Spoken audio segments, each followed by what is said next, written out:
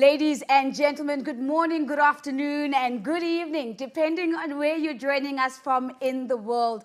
Welcome to the launch of a new World Bank report titled Inequality in Southern Africa, an assessment of the Southern African Customs Union. My name is Nozipho Shabalala, and it is my absolute pleasure to serve you as your moderator today. Now, this report provides a comprehensive diagnosis of the sources of inequality in SACU, or the Southern African Customs Union, which of course comprises of Botswana, Eswatini, Lesotho, Namibia, and South Africa.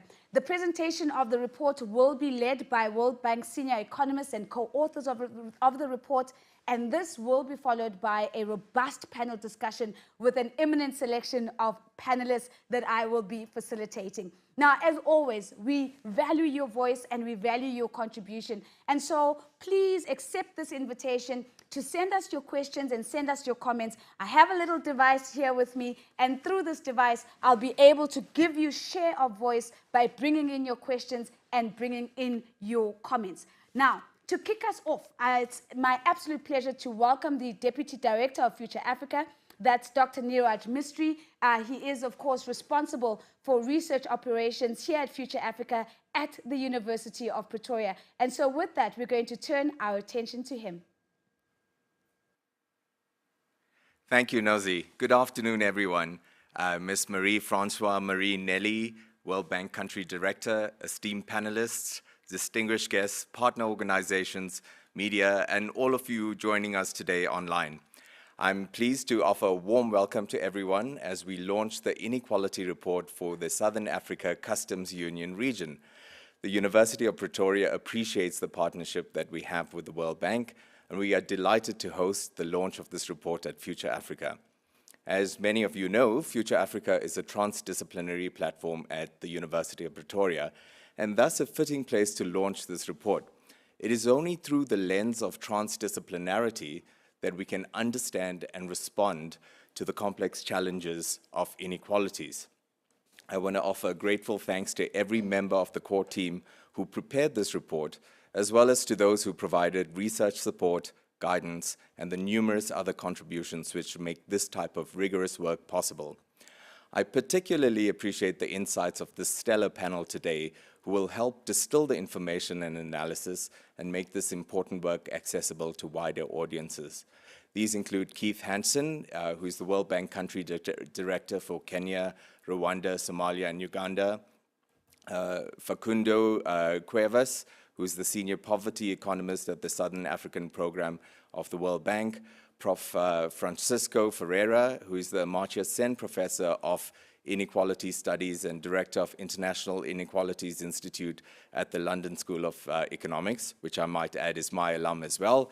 Ms. Vera Shongwe, who is the Executive Secretary of the Economic Commission for Africa, and Prof. Joseph Getachew, who is sort of our home representative, the Associate Professor of Economics at the University of Pretoria, and an Associate Editor of Economic Modeling. So in the world, we have this constant jockeying and competing among countries to increase their ranking on many issues and to be the best or number one. As a South African, it's definitely not a source of pride to have the highest ranking in the Gini coefficient in the world. And this ranks us as the most unequal country in the world. Now, this report acknowledges that this stems from a legacy of colonization and apartheid that has a significant impact on South Africa's role in achieving this #1 position in the Inequality Index. However, we are in 2022, and while the past is not our fault, the present and the future is certainly our collective responsibility. As a university, we have been reimagining our role in society and are focused on cutting-edge transdisciplinary research to help break new ground and tackle unanswered questions in a world and a continent facing overwhelming challenges. All of our 55,000 students are working very hard to complete their programs on time so that they can enter the world grounded in a sense of justice and equity in a way that transforms lives and communities. We look forward to hearing more about these findings in these reports and the policy areas that require attention to rebalance our society in the Southern African region. Without further ado, I'm happy to hand over back to Nozipho. Thank you very much, Dr. Mystery, for those opening remarks. And of course, as you talk about the interdisciplinary approach here at Future Africa, it does invite us to also consider that intersectional lens that we need to bring to the understanding of inequality. One of the things that we certainly take away from those opening remarks, as you've put it, the past might not be our fault, but the future is our collective responsibility. And that is why we're gathered here today, to really begin to look at those policy levers as we begin to shape the future more intentionally. Ladies and gentlemen, with that, we're going to transition into a presentation of the Inequality Report. Now, as indicated by Dr. Mystery, we do have a stellar team here to do that. Leading the team with the presentation is Dr. Pirela Pachi. She is a practice manager of the Poverty and Equity Group of the World Bank, covering Eastern and Southern Africa. But standing by on the wings to take on any questions you might have, and having contributed significantly to this effort, is Mr. Facundo Quaves, Senior Poverty Economist for the Southern Africa Program of the World Bank, as well as Dr. Precious Zikali, who's a Senior Economist with the Poverty and Equity Global Practice of the World Bank, based in Nairobi, Kenya. And so with that, I'm going to hand over to Dr. Pachi to lead us in unpacking the report, lifting some of the key findings and some of the significant or salient highlights. And of course, as always, we encourage you to lean into this presentation, send us your comments and your questions, and we will certainly get to them in the course of the time we have together. So Dr. Pachi, let me give you the floor. Thank you very much. And let me start off by saying that this report is really the result of intensive work over a couple of years by a reasonably large team. And as you mentioned, there are members of the team are going to be available for questions later. I would also like to acknowledge the fact that there was an additional person that started this work, which was actually Victor Sula.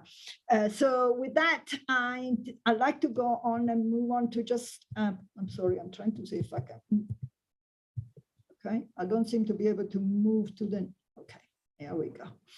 I'm going to move the, leave the outline, give you a little bit about basically what this report is about and what the main focus is. So first of all, really what the report aims to do is to do a systematic analysis of inequality in the SACU countries, and we mentioned this before. And what is innovative about the report, in addition to having a lot of it being very grounded on empirical evidence, is the fact that it uses a unified framework that actually help us to identify main sources of this inequality, and therefore help us also to identify policy lever to try to address some of those inequalities. Inequalities in itself could be defined in many different ways. They have different indicators to we have inequalities in education, inequalities in income, inequalities in family background. This report focuses primarily on consumption and income, so it's monetary inequality, but also we also look at some inequality in some of the other factors. Sorry, I'm still having problem moving on. So the other thing I'd like to highlight is that while this is a regional report that looks at SACU countries, we're also trying to identify the heterogeneities across countries, so that we're actually trying to see what the differences are, if there are any, and what the similarities are. There is some information there about the data, but I'm just going to simply say that we're trying to use the most recent household survey that was available for the different countries, but we look at dynamics too. So we're trying to compare the changes over time by using two different waves of the household survey, and the team can go back to that in a minute. So I mentioned that one of the innovative aspects of this report is actually the framework that uses. And the reason why it's innovative is because really sort of looks at the different aspects of inequality. Inequality in income is really the combination of different overlapping inequalities that happen a little bit over the lifetime of the individuals. So we start off with things like basically what we call the inequality of opportunities. Inequalities you face just for given the characteristic you're born with. things on which you have no control. This could be your family background, your gender, your race, and so on.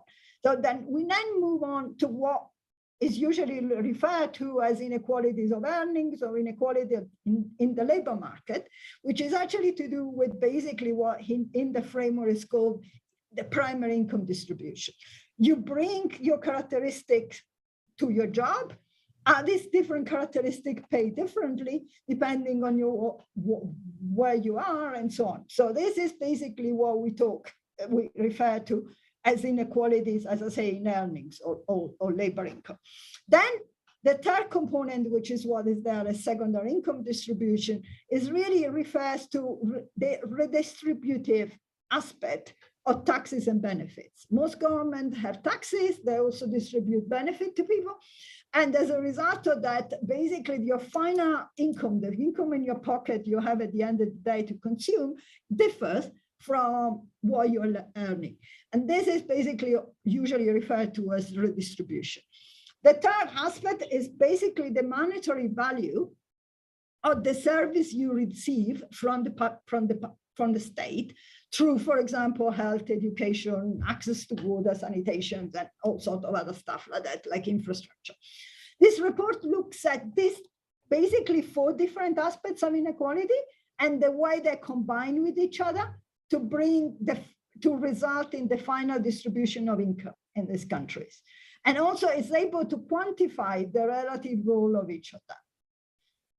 And again, I'm sure there will be questions afterwards on this, but I'm just going to leave this for brevity.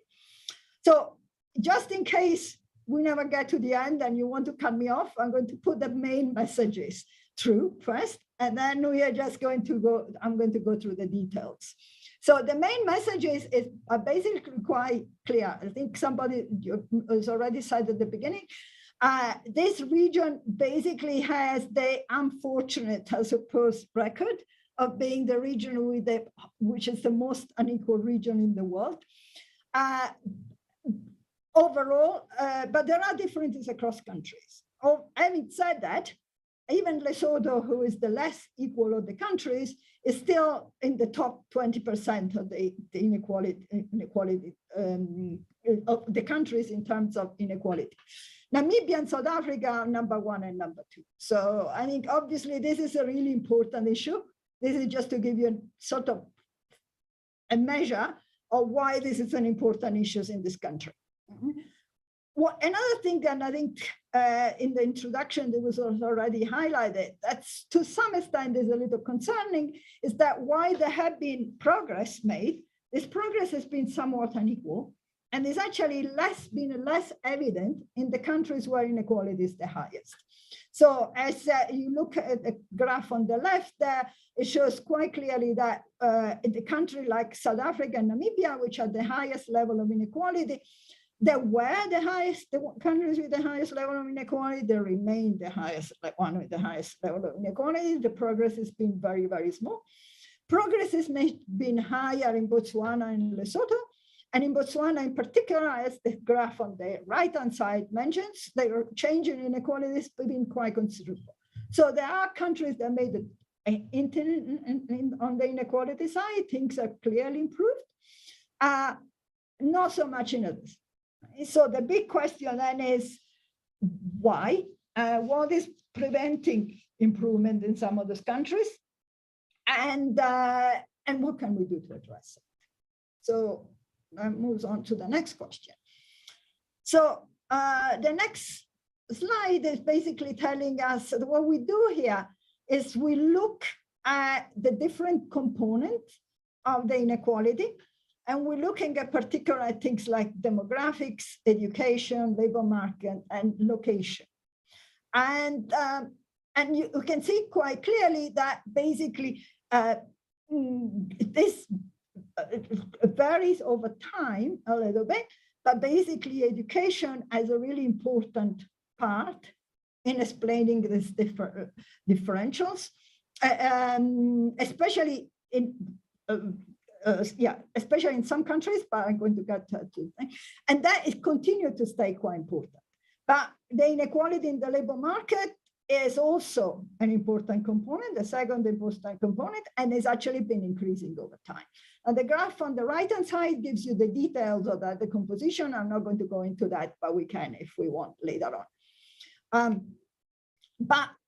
Then we had this framework to start with, and I was saying we're basically looking at 4 big blocks of determinants of inequality. The first one is the inequality of opportunity. This is particularly concerning because obviously this is something on which individuals have very little control. They're born with this, so there is very little you can do about it. And it's pretty important that the major, important to determine that the major role as a sort of driver of inequality in this region tend to be this inequality of opportunity. And at least overall, in the SACO region, at least 1/5 of inequality is actually explained by these characteristics. So the location where you're born, the gender you are, the age you have, the parental background. So whether your parents are rich or poor, whether they have good education or not. And in the countries where there is information about race, and this is not all countries, but in the countries where it is, the inequality opportunity becomes even doubles in terms of role over the role or overall inequality. So it's really, really important. Another component for which we have information for some countries, not for others, for Botswana, Namibia, and South Africa, is wealth. So this again is something in which you have little control earlier, but if you're looking at wealth of your parents, you have absolutely no control. And basically here, I think the Gini coefficients is a measure of inequality. And this basically looks at the most commonly used measure of inequality. This looks at wealth and looks at the inequality of wealth across different individuals. And the numbers here are staggering because we're talking about, for most of these characteristics, overall wealth inequality is basically 75, which is an extremely high. So the range of the Gini coefficient, just to give for people that are not familiar with this, goes between 0 and 100. So 75 is pretty high. Overall across country, yes, I mean, there's some variation. What I was also going to highlight, because this could be important for the policy conclusion, is that it's particularly important in some of those items. And I'd like to highlight it, for example, financial assets, because that's really quite important also for when we get to the labor market. I mean, if there is large inequality in the financial assets you have, this is something on which the government could have some control, but also liabilities, which again have to do with the financial market to some extent, right? And that, I mean, in South Africa, that goes to 80, which is really, really high. Okay, so we're talking about inequality of opportunity, the things you're born with. Then later on in life, you join the labor market. And you will expect somehow this inequality to be amplified or not, depending on, again, the components. Well, unfortunately, it's also pretty obvious that in the labor market, the inequalities get amplified. You arrive, then you get treated differently. So there is an equal treatment of different groups, depending on your own characteristics. And there are different aspects of this. The first one is when you join the labor market, we're all familiar with, and I'm not going to go into the details of this, but we're all familiar with the really high unemployment rates that are characteristics of these countries, especially for youth. And I mean, the number for South Africa is absolutely staggering. Basically 60% of youth are unemployed. And again, there tends to be a very high correlation between characteristic of birth and who is the unemployed. Then there is also the inequalities in earnings. And the inequality of earnings is very much correlated with education, and we're going to go back to that later. Another aspect, which is also important, for example, if you're in a rural area and you're actually sort of living out of the returns from your farming, from agriculture, is access to land. And access to land, again, is quite an important contributor. So land ownership in particular is an important contributor to inequality in all these countries, particularly in South Africa and Namibia. Again, these are the most unequal countries, if you remember from the beginning. So we started off with a field that is not level. when you're born, you join the labor market, you become in a way even less level, right? On the positive side, the government, I'm sorry, I'm actually in Rwanda and I think the light had just disappeared. So hopefully come back. I'm in the country of this. So on the positive side, the government has done reasonably well in terms of redistributing the resources that are available. So people have different incomes, but the government comes in and somehow redistributes that through taxes and benefits. If you're looking at the tax system overall, the tax system in all these countries is actually pro-poor, which is not true everywhere. How pro-poor varies from country to country. It's quite pro-poor in South Africa, but well, again, but there is some variation. Overall, is always positive. So it's always really pro-poor. So is the social assistance. So social assistance and social protection is actually comparatively much more sort of pro-poor and therefore redistributes than in other middle-income countries, and definitely than in other sub-Saharan African countries. So overall, the government has basically addressed this innate opportunity that people are born with and then gets compiled by simply redistributing money to people. So rather than giving them the ability to actually earn their own livelihoods, is actually sort of giving them some additional resources to increase the income they have in their pocket by the end. We can talk about the sustainability of that later. This redistributive aspect becomes even larger when you're actually talking about including social spending. So social spending overall is also pro-poor. It's particularly pro-poor for things like education, especially primary and secondary, but also health spending tends to be pro-poor, especially when we're talking about basic health service. And also, and this is quite unusual because usually subsidies overall, especially in African countries, tend to be regressive because the poor tend to have better access to electricity, better access to water, and so on, and consume more of it. Sorry, the rich, I mean. So they tend to actually favor the better off. But in the SACO countries, that's not the case. And that's partly a reflection of the fact that access tend to be reasonably high. And the benefits are actually sort of also quite large. So overall, the benefits are quite positive, but there are aspects of this public expenditure that are clearly in favor of the rich, including, for example, tertiary education. And we can go back to that later. One final word of warning is that in all of this, we're looking, if you like, backwards at what has happened over the last few years. There are some shocks to the system that have, of course, happened already, but they're likely to influence the forward-looking aspect of all of this. These are climate shocks that tend to hit predominantly the worst off, the poor, and also either shock, economic shocks, but also we've seen COVID, for example. It's been, obviously, has had a very big impact.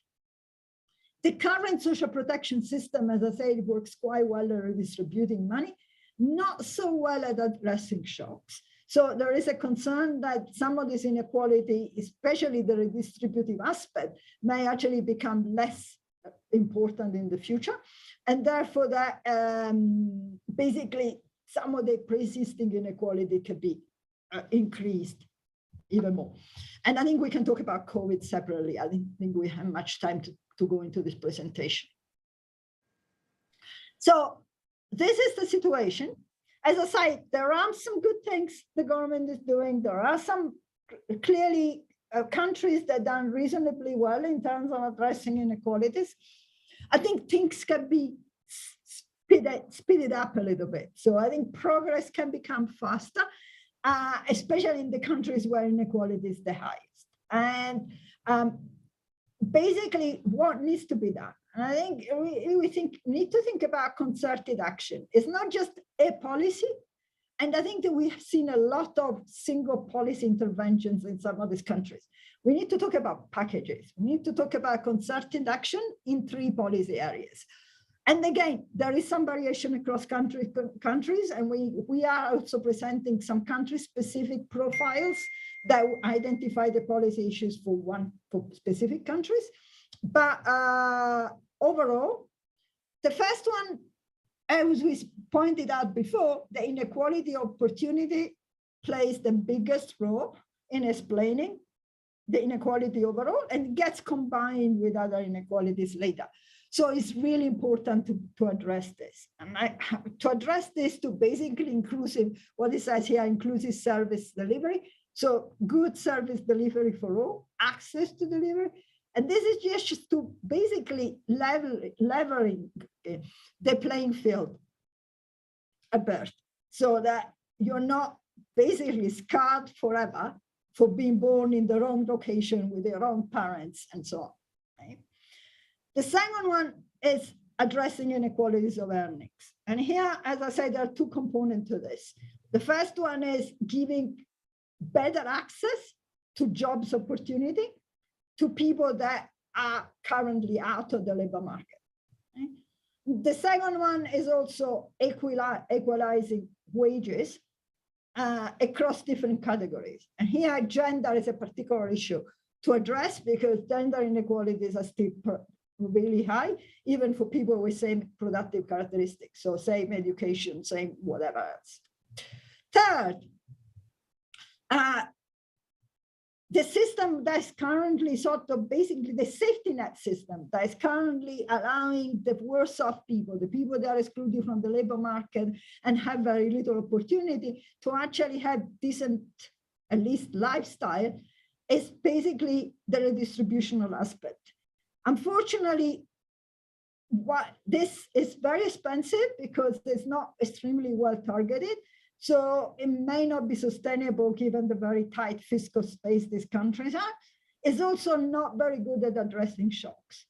So I think the idea is to actually have more adaptive and better targeted social protection, basically to increase the potential resilience. Very poor, both to economic shocks, but also climate shocks. And that is something that over time, we could think about developing, and we can discuss again later.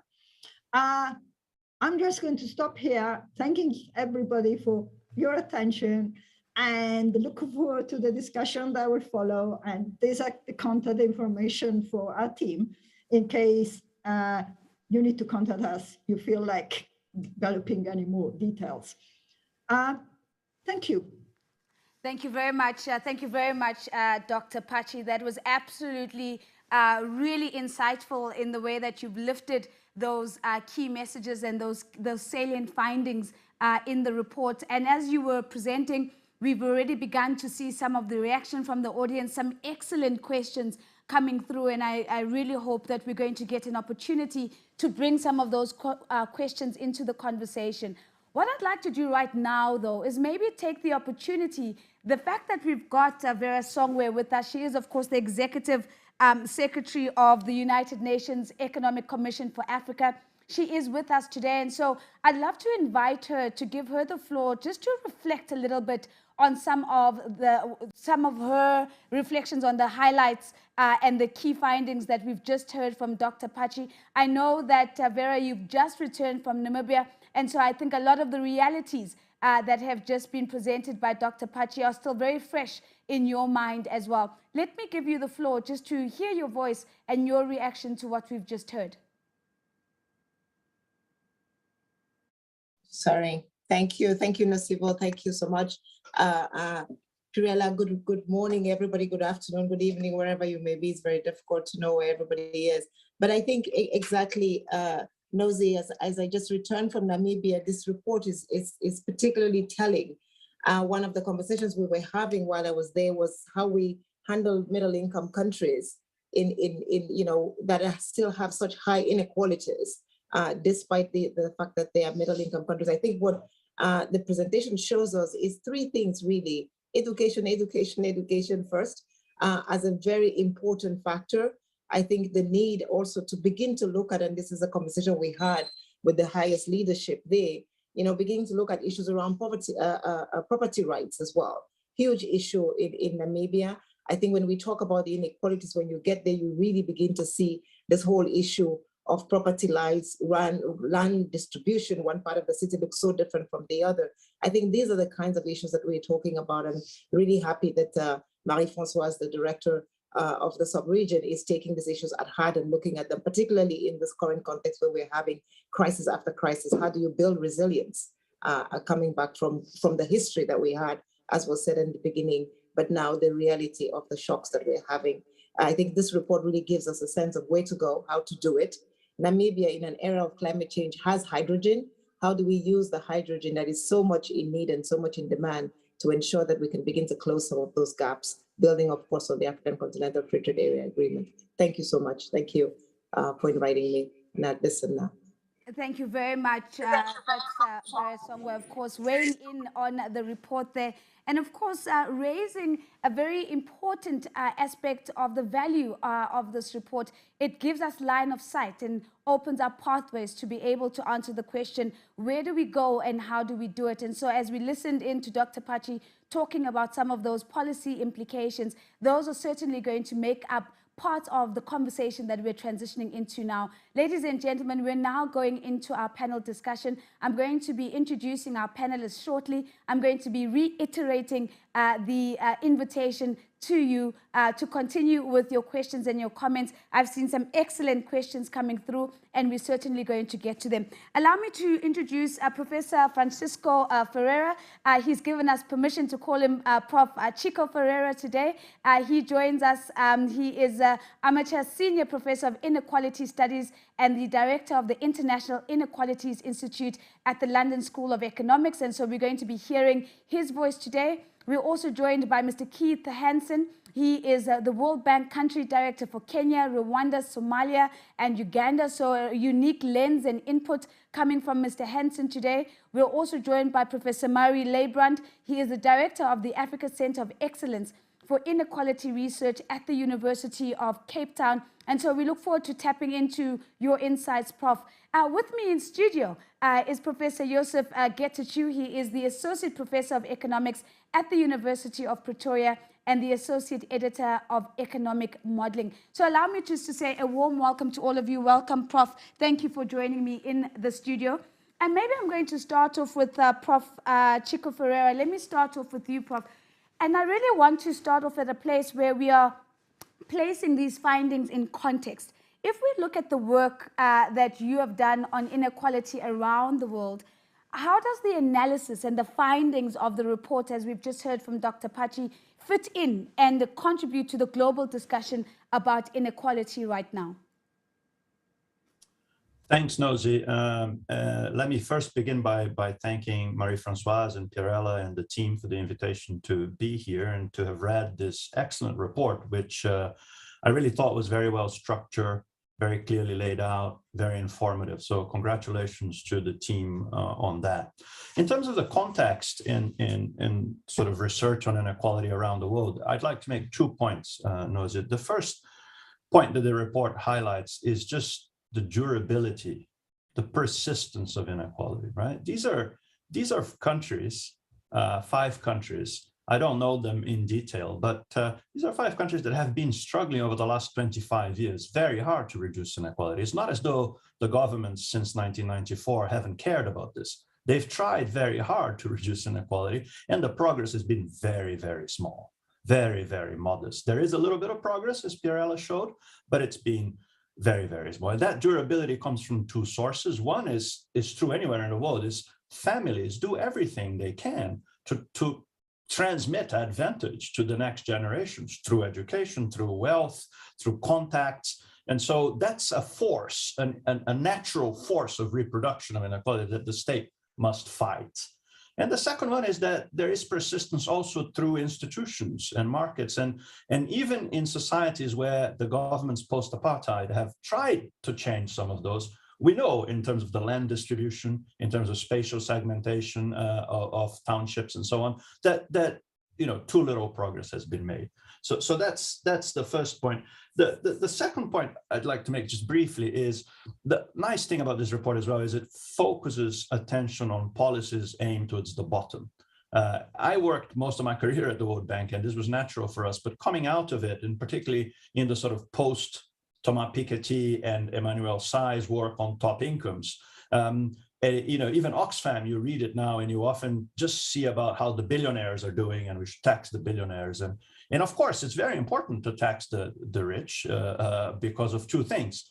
If the rich are given too much leeway, they capture the state. They have too much power, they capture the state no longer does what it's supposed to do. The other reason, though, to tax the rich is to use the revenues to do things for the poor. And we must never forget that in the international debate, and this report does that very well. Although I will say, and I'll stop here, I will say, I think it's still a little bit shy in terms of the policy recommendations. I think, Vera was just talking about education. We've been saying that for 30 years, and it's true, but we must go further. So I hope later on, when we come back to policies, we'll be able to expand on that a little bit. Thanks. Chika, thank you very much. And you're raising a very important question, which is to say, why hasn't political will translated into progress? As you reflect on the fact that many of these governments have been working on reducing inequality for as long as we can remember. But you're also raising a secondary question that I do hope that we'll get to, and that is the question of, are we being innovative enough when it comes to the policy approach and what we can do with policy formulation? As Dr. Songwe said, we heard her saying, it's been education, it continues to be education, and so should we be bringing a different lens? Let me move on. Let me go to Keith.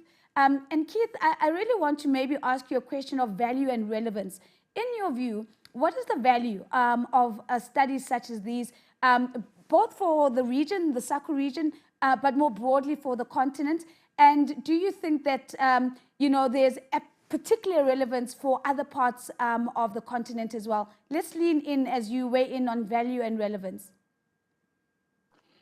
Thank you very much. I'm very gratified to be here today because I consider this one of the most pressing problems in all of development. Shiko very rightly pointed out there's been very little progress here in the last 25 years, despite truly earnest efforts. But the truth is, almost no region could claim much better success than we've had in this sub-region. This is a profoundly persistent problem, and I think an increasingly urgent one, because we have seen the cost of inequality, not just through the truncated life options of people in these countries, but also what happened in the shocks of COVID. So this report to me is immensely valuable, both in its comprehensiveness and its rigor, and the fact that it demonstrates how multifactorial this problem is, how many things feed into it, and therefore how many things one needs to address to solve the problem. And the truth is, certainly no country in Eastern or Southern Africa should feel that it is somehow exempt from these problems. It's true, this region and South Africa in particular have a unique and uniquely noxious and recent history, of course, of more than colonialism, and apartheid stood alone. But that comparison should give very little comfort to other countries. Other countries in the region also have colonial legacies. They have also proven very resilient and stubborn in terms of institutions. And if you take away the explicit, deliberate racial dimension of South Africa, as the report shows, even without race, there are a number of things that simply overdetermine people's life prospects and help to perpetuate the inequality. Many other countries in this region share some of those same attributes. A high concentration of productive assets in a small part of the population, unclear land rights, low human capital levels, low inclusion, poor quality of services, all the things that might help to lift the poor up and help them lift themselves up through learning, entrepreneurship, etc. So to me, it's very valuable, not just for the SACU countries, but for all the region, and indeed, maybe for other regions of the world. Latin America despite some encouraging blips over the last decade or two, is still nowhere near where it needs to be in terms to move inequality from these high sort of self-perpetuating dynastic levels down to the healthier dynamic levels that we see in countries like in Western Europe, for instance. So I think the other value of this is it does demonstrate what Pirella called packaged solutions. It's not just enough to have access, one needs quality of services. It's not just enough to work after the fact and do some transfers, one needs to be there right at the beginning of the life cycle as people enter the market and throughout their lives in the market. So all of these factors make it a very valuable study, which I certainly plan to be sharing with our colleagues, governments and academics here in my part of Africa. Thank you very much, Keith. And you're certainly speaking to both the value and the relevance, and you're reminding us that here is an opportunity to extrapolate some of this work to also bring light to the deep inequalities that continue to exist in other regions of the world.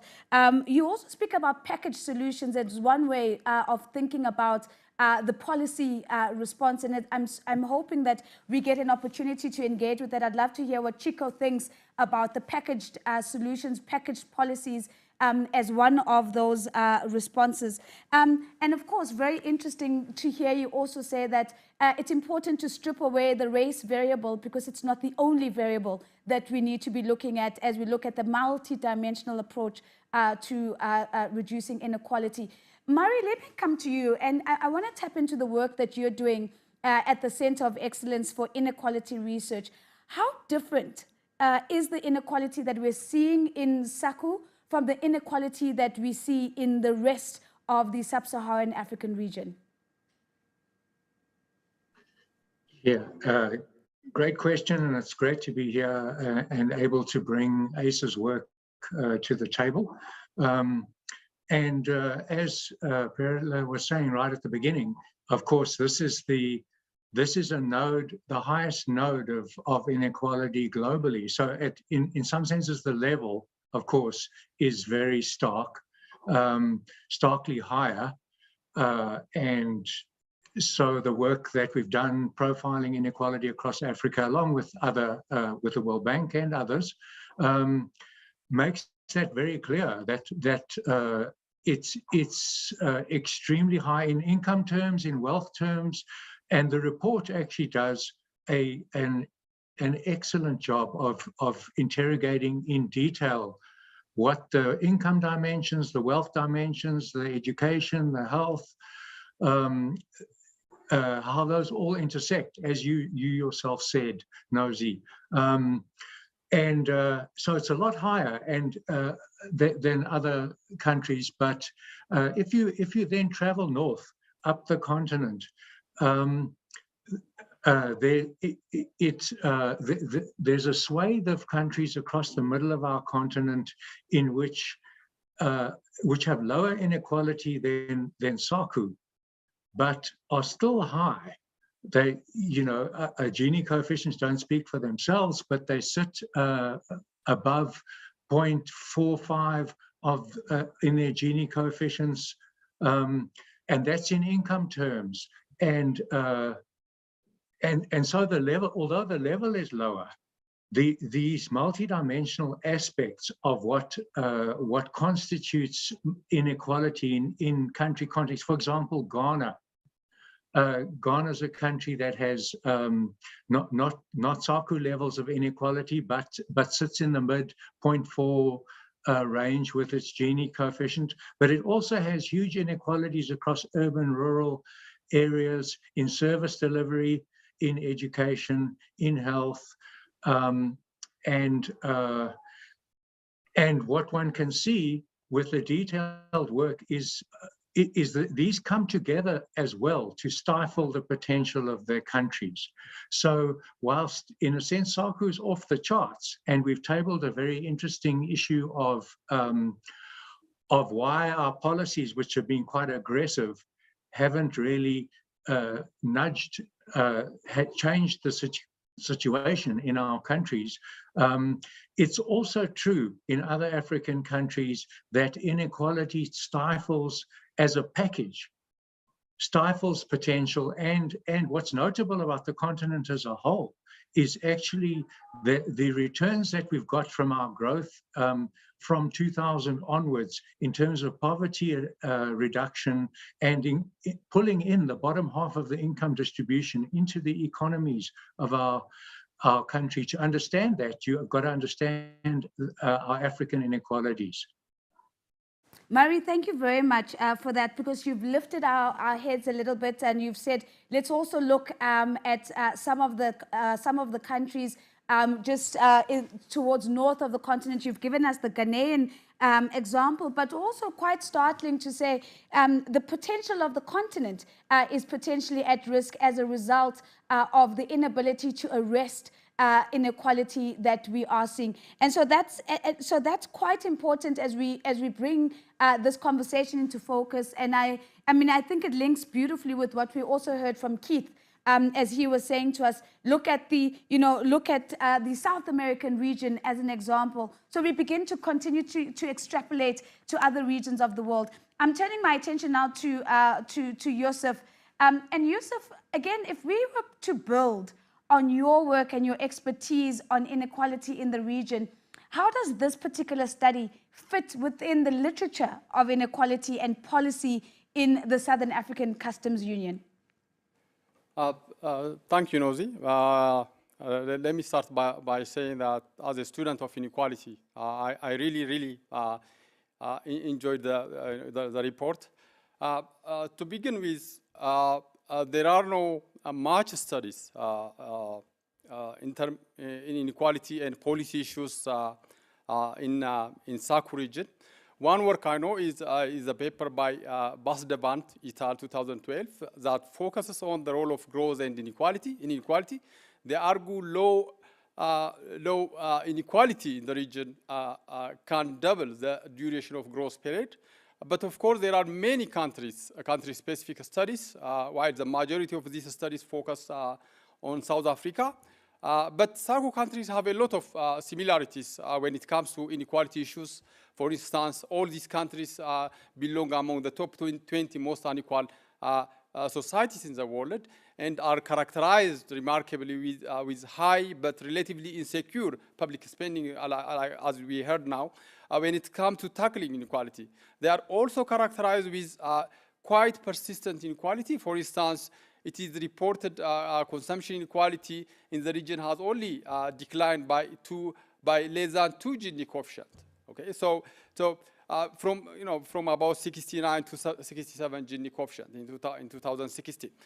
So this report, in general, it bring together and analyze the common problem in one framework could give another dimension to the existing literature. Another, probably the most important addition of the report to inequality and policy studies in the region comes from its comprehensiveness. And for such a comprehensive analysis, it is meticulously detailed. As said, there are many country-specific studies in inequality and policy in the region, but most of these studies focus on a specific aspect of the problem. For instance, I can mention the work of Wittenberg in wage inequality in South Africa. There is also an interesting work by Leinbrandt et al. 2012 that decomposes inequality in South Africa and accounts for its the drivers. I myself have done a couple of work. For instance, in one of my papers with my co-author, Stefan Tarnowski, we looked into the optimality of alternative fiscal policy, such as consumption, income tax, social assistance, and public investment in infrastructure in mitigating inequality and boosting aggregate efficiency. But the current report cover most of these issues together, while it brings more on the table in an integrated framework. So this creates convenience to understand the challenge and opportunities surrounding the problem. The report particularly brings useful information on what are the main drivers of the different components of inequality, how a special fiscal policy affects inequality, and what are the main challenge and the opportunity available in dealing with the high level of inequality in the region. It also provides convenient framework for analyzing inequality. The analysis is structured based on a novel framework that categorizes the distributional income of inequality into a 4-component from pre-income distribution to the tertiary income, which is a novel concept for me. So it also look into different types of inequality, like income inequality, consumption inequality, wealth inequality, because the drivers of this inequality, the main factor behind this inequality are different. It's nice, it's refreshing to see, in the same framework, and also it applies different type of method. For instance, Gini coefficient, decomposition, regression, and concentration curve. All this in a complementary way. So I believe it is a step forward in understanding inequality and policy issue in the region.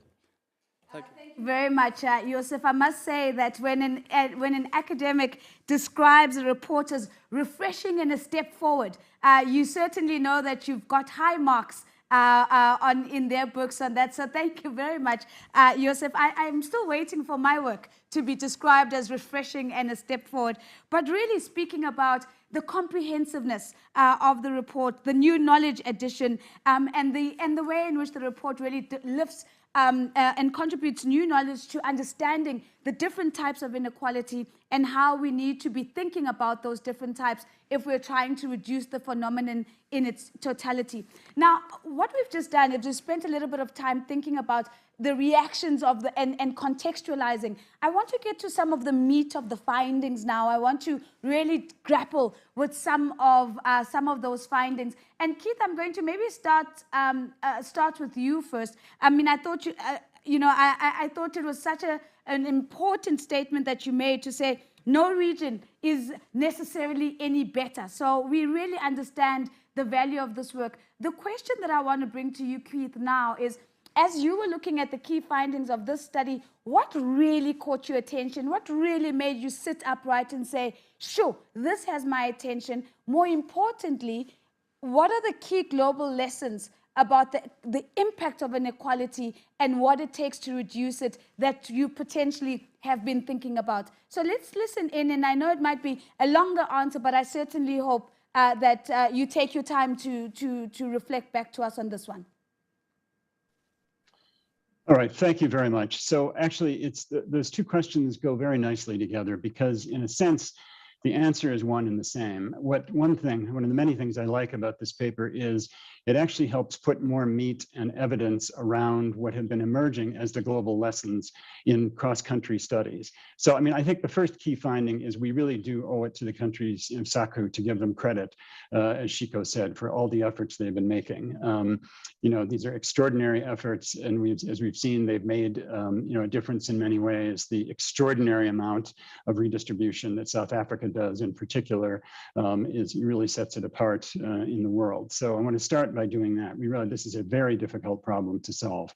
And I also want to bring a note of humility into this, because the truth is, and maybe the professors will disagree, economics as a discipline largely neglected or downplayed the importance of inequality for most of the last century. Obviously, present company is accepted. They've done excellent work on this, but the truth is, I think mainstream economics believed that somehow inequality was either inevitable or helpful. But we have now seen abundant proof around the world that in high inequality, again, I'm talking about high, as Professor Leibrant said, 40 and above, is neither necessary, transitory, nor healthy. And in fact, in economic terms, inequality at bottom is inefficient, because what it means is resources are allocated in an unequal way, and human talent is random and universal. So if resources and opportunity is not, that means we are by definition underutilizing the talent of a country or a society. So among the many things we've learned of the impact of inequality, as this study helps to demonstrate, is it is bad for poverty reduction. Countries with high inequality simply do not get the leverage from growth in reducing poverty that other countries do. And in fact, the happy flip side of this was the note here that 3/4 of the poverty gains in Lesotho came from reducing inequality. So that's the proof of the power of what inequality can do. Second, it is very bad for upward mobility. I mean, the real tragedy of inequality is it outlives any individual and carries on into generations. So for millions of people in SACU and around the world, inequality is destiny because of this vicious circle where inequality of opportunity obstructs them from being able to get farther, which then passes on to their children and drives this vicious circle. And another key finding here that I think deserves more attention, and I hope will after COVID, is the vulnerability of the poor, the people at the bottom of the distribution, to shocks of all kinds, shocks from nature, from state, and from market. Again, we saw this in COVID, but this can, for middle class or upper class people, it means, they have to use some of their savings or, they skip a vacation. For the poor, it may mean they sell off the one head of livestock they have, they pull their kids out of school. It creates what economists call scarring, which is a permanent loss or setback. It's very hard to recover from. And that's one of the key things that keeps the poor poor. So global lessons about inequality. One is it is extremely sticky and stubborn. This may be one of the most static indicators in all of development economics. If you tell me the inequality in any country in 1970, I'll bet I can guess within 5 Gini points what it is today. And so far from being transitory, I believe inequality is actually what economists call an equilibrium condition. It's a place the economy comes to rest and then it just stays there. And it takes an enormous policy effort to move off that equilibrium to a healthier level. This is because there is nothing self-correcting about it. I think for a long time, economics believed that, that robust growth would take care of it, that poverty reduction alone would take care of it. Even political science sort of bought into this and said, well, once, democracy spreads, the people will demand a fair distribution, but this just has not worked out in practice. And very notably for SACU, inequality is especially bad for middle-income countries. This may be an over-exaggeration, but I cannot find a middle-income country with this level of inequality that has ever graduated to high-income status. All the rich countries in the world once had inequality levels that were, truly high, even ghastly, but they all had to bring them down before they actually were able to reach these levels, and they all succeeded. So there are solutions, but I think what I most appreciate is this study helps demonstrate what we've learned elsewhere, that this is what economists call a first order problem. That means you can't solve it just by solving other problems. Growth in particular, growth is wonderful, it's indispensable, but it's insufficient by itself. A rising tide lifts all boats, economists say. Well, it doesn't lift the boats that are stranded on the shore, which the water never reaches. And that's essentially what these levels of inequality do. On the good side, policy works. Every rich country, all of Europe, had to go through a massive redistribution and recalibration after the shock of the 2 world wars and the rise of the labor movement at the beginning of the 20th century. And by putting in institutions that redistributed opportunity instead of, concentrating it, they actually have achieved these very sustainable, healthy levels of inequality they see today. Inequality starts very early in life, even before birth. We have very profoundly powerful data of this, both on the negative side and on the positive, with successive programs that can do this. And above all, again, this study shows the importance of having a package that starts, really almost in the womb and then in the household, and then works its way up through the market and then works its way through post-market. And what I mean by that is if everything is unfair until people go to work and get their wages paid, and some of them never get to work, you can't solve this whole problem just through redistribution or welfare payments or something else. It's too big a load. Economically, it's unaffordable, and politically, it's untenable. There's still a lot of resistance to, to transfers, things that are seen as too welfarist. And so this really has to be divided across the entire range of options, just as this report is documented. So it is a very nice illustration and validation of what we've learned around the world. Yeah, Keith, it's excellent. And what you've done is opened up pathways for us to maybe also bring in Facundo as well as Precious, who we know are part of the team, because there are some questions that have come to the audience from the audience that speak to some of the points that you've touched on, Keith. As you talk about the inefficiency of inequality, the fact that actually it's quite stagnant and it's not transitionary as it might have been proposed to be. You talk, of course, and I think you've just burst my bubble on one of my favorite quotes about a rising tide lifting all boats. And now I need to consider that some boats are not even in the sea and they're being left behind in the process. But it's such a powerful analogy that you've used for us to really think about. And of course, the point that you make, we talk about from cradle to grave, and you're saying, no, actually, it's from the womb. Even before the child was born, we need to be thinking about those opportunity inequalities that are in play. So I maybe want to just bring on board, I want to lift some of the questions from the audience. There's a question here about vulnerability, and Keith, you've touched on this. And so maybe Dr. Zikali, if I can ask you to come on to take on this question. The question says, it would be excellent to hear about vulnerability in the context of poverty in the region. How vulnerable are the near poor to falling into poverty due to some of the shocks that they are exposed to? So let's maybe get Dr. Precious Zikali, your thoughts on that vulnerability of the near poor, of falling into poverty as a result of the inequality that they're exposed to.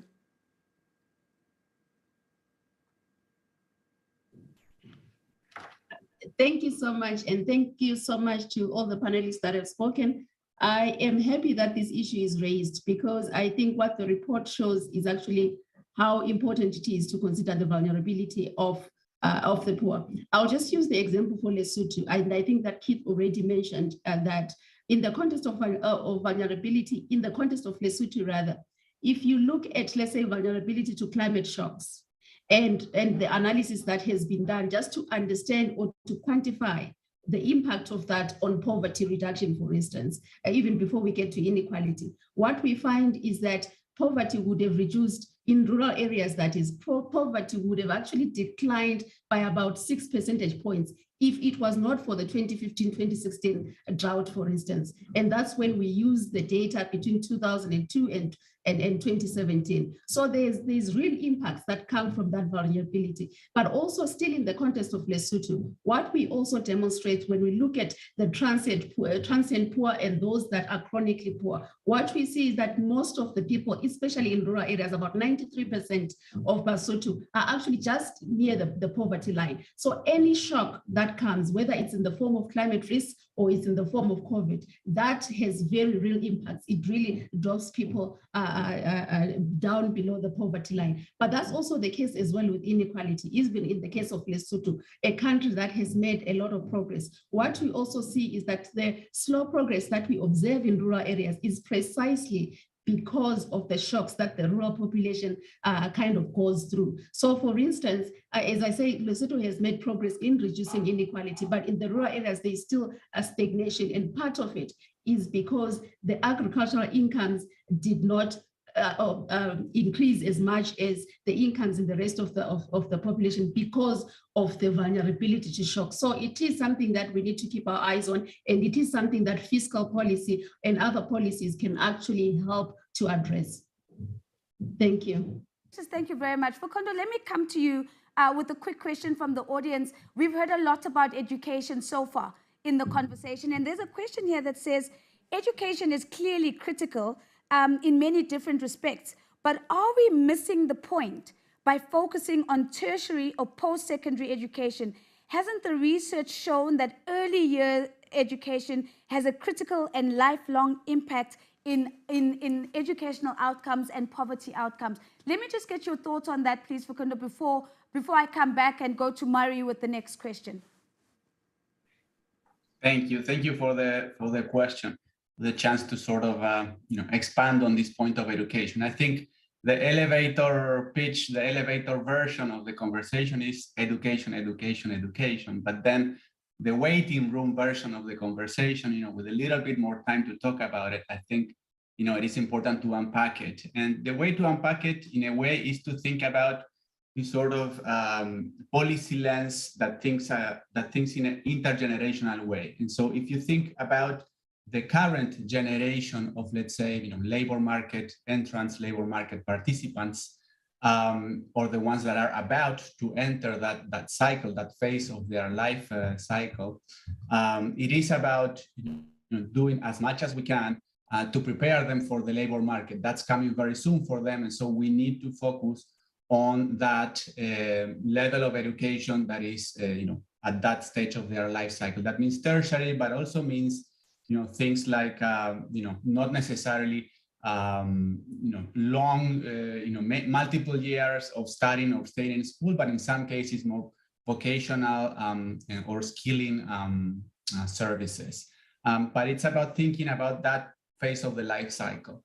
When we think about the inequality or breaking the cycle of inequality for the next generation, it is very, very important to think about that those early years and early childhood education as a service that it's been sort of well demonstrated that prepares children, prepares individuals much better for what's coming for them later in life. That is for achieving, for having better achievement in education overall, for their learning overall, and then later on for their results, for their outcomes in the labor market.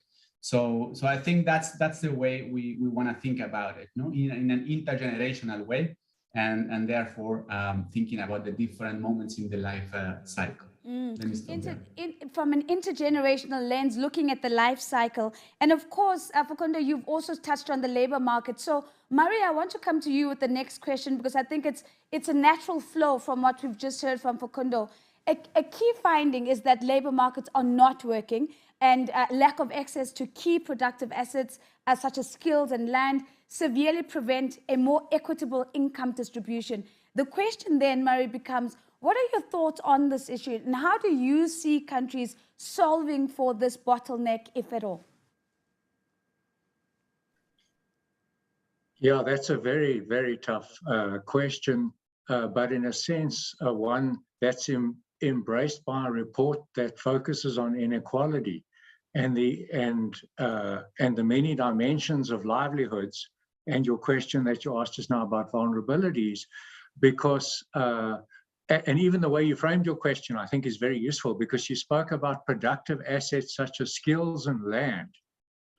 So you're putting together two things that are often not conflated. So if you say that, the focus of our discussion is education, education, education, and then you focus on your skills policies only to the exclusion of other things, you're not going to get very good returns on such a policy when you've got a society that functions in a way that deprivations and inequalities in other things like land intersect, or where you live, or the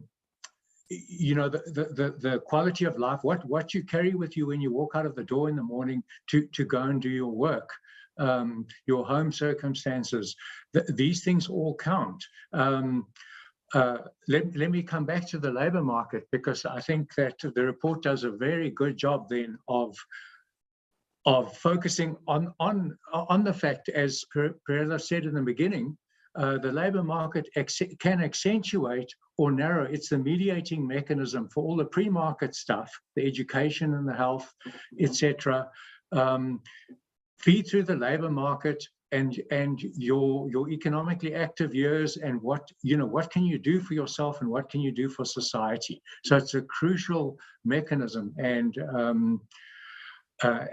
as was said earlier, it turns out to be absolutely crucial, important in reproducing income inequality anyway. So Chico and others have done a lot of really good work in Latin America, and there's much work in Southern Africa, and there's work in this report, actually very good work across the country, that shows that formal sector labor markets have become increasingly unequal, and we're worrying a lot about the fourth industrial revolution, and we're worrying about the fact that it seems that you need a tertiary education to succeed in the future labor market. and it's worrying us a lot. And that's a very tough issue. I'm not saying it's not. And that's true. But what the report does a very good job of doing is ensuring that that discussion is balanced in the SACU context, but also importantly in any African context, that the formal sector labor market is a teeny proportion, a pretty small proportion of the labor market in any of these contexts, except South Africa, right, which is a great outlier.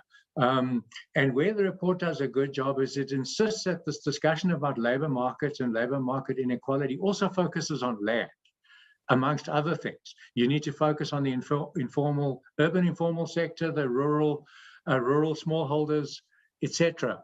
And the report doesn't skirt the tough inequality issues that come to this discussion by focus on land.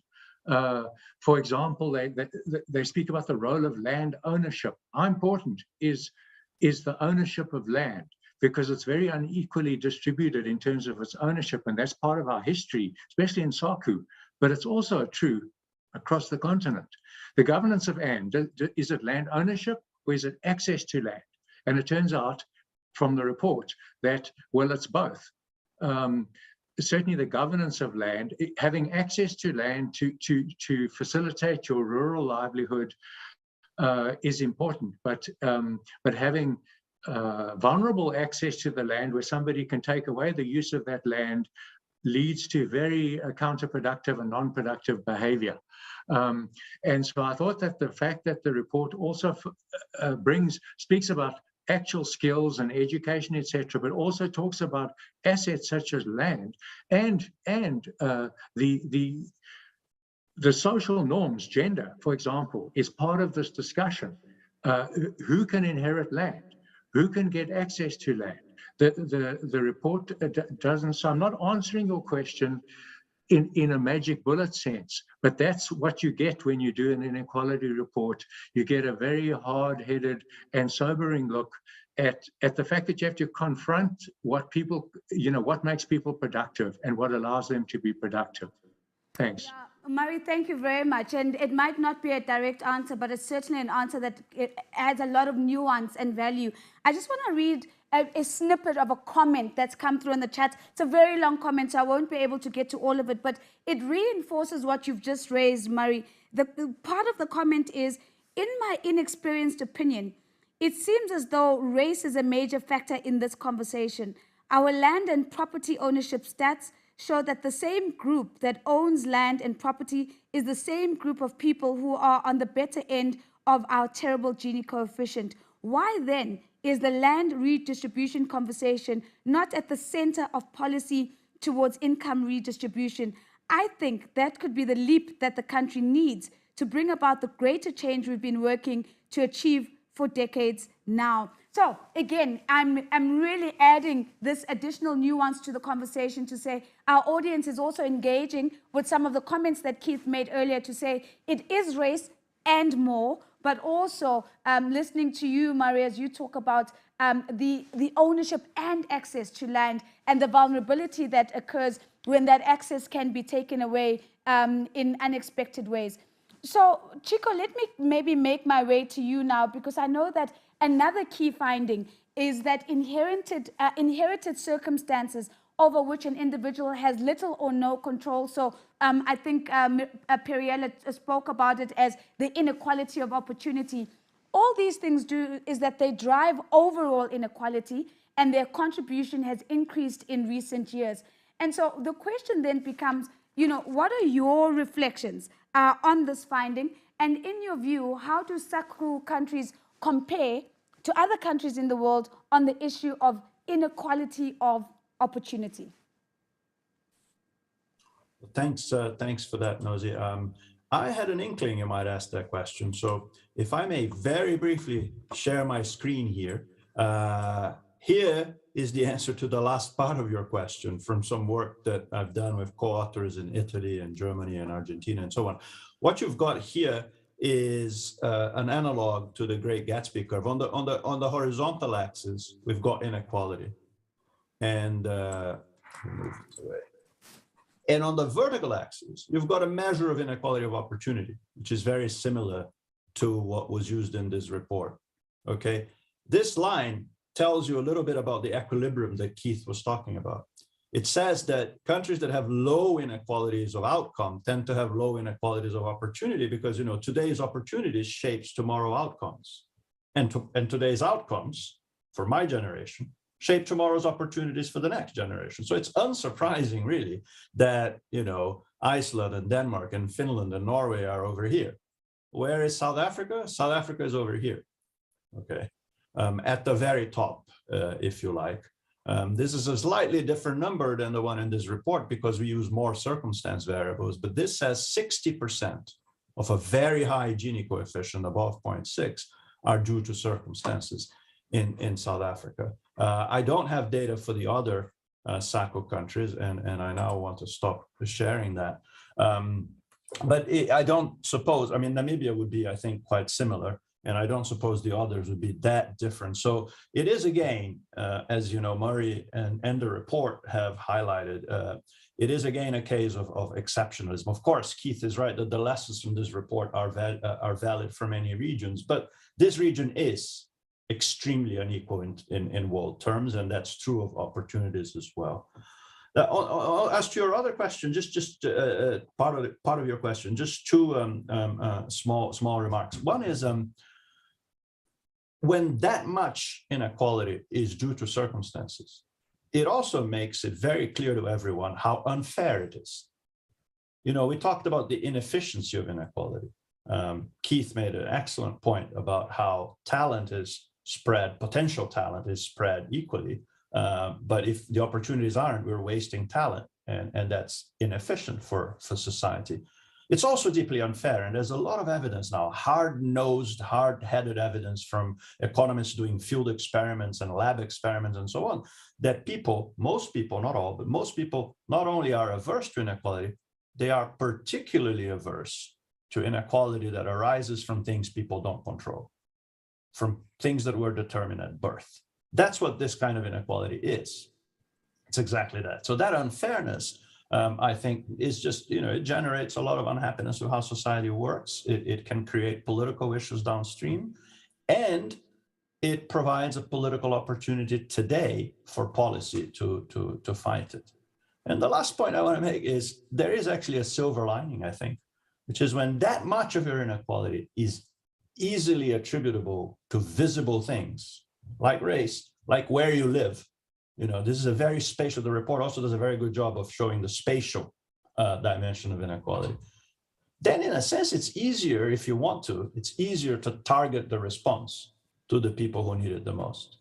Now, interestingly, and I'll end my answer with this is not a path that I think most countries in the SACO region have chosen. I think they made a deliberate choice to be fairly universalistic in their transfers and in their approach.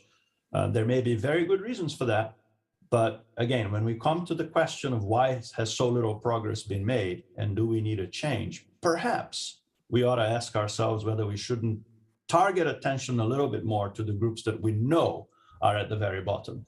And in this case, they're relatively easy to locate.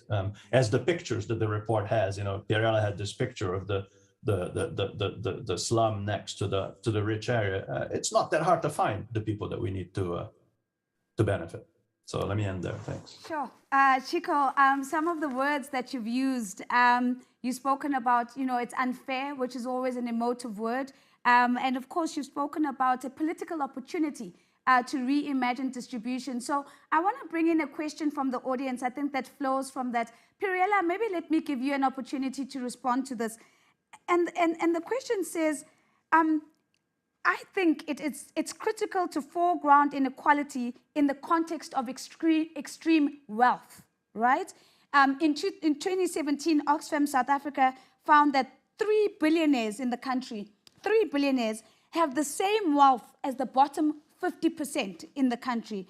I'm sure this might have shifted since the pandemic, but here's the question. How can this extreme wealth happen in the context of the inequality and poverty that we are speaking about? So that's the question, but I just also wanted to bring in another comment earlier on as you were presenting, Pierella, and the question is, how relevant is the analysis of wealth inequality and what are we, what are the policy implications? So I'm bringing this question to you, Perella, just to maybe just share some of the thinking around the wealth inequality that came through the study, but also maybe a comment on what Chico calls a political opportunity to actually make a meaningful difference to the people that we know should be benefiting from the redistribution.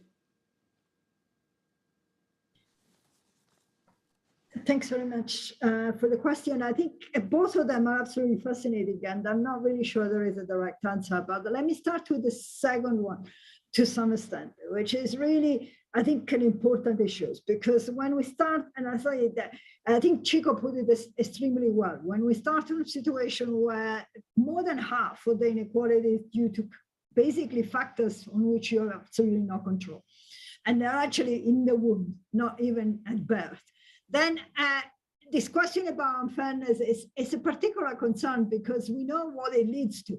It leads to basically potential social unrest. It leads to the fact that people feel just excluded, and therefore they they become increasingly discouraged.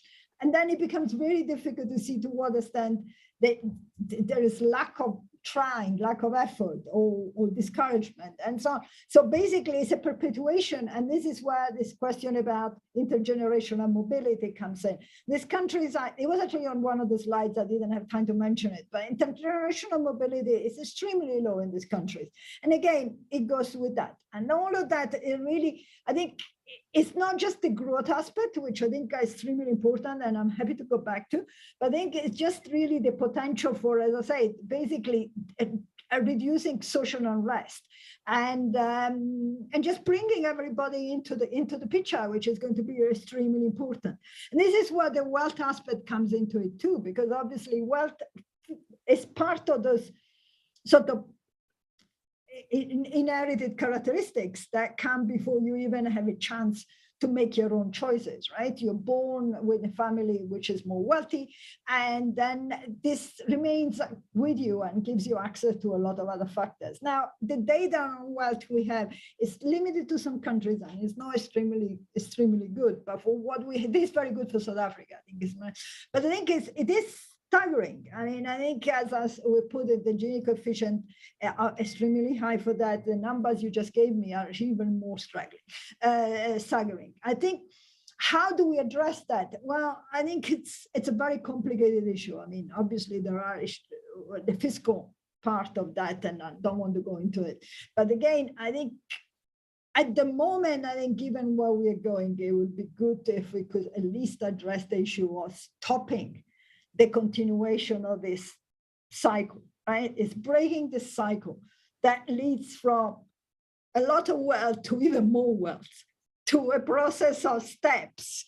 I think if we can stop that cycle, if we can address some of the steps, we will start sort of at least reducing the continuation of the accumulation.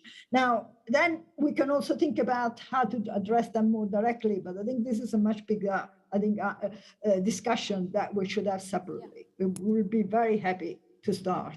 Yeah, Perella, and the beauty of these spaces, of course, is that we're not looking for perfect answers, but more invitations to actually have more conversations and to unpack things even further. I want to come back to studio now with Joseph as I ask him this next question.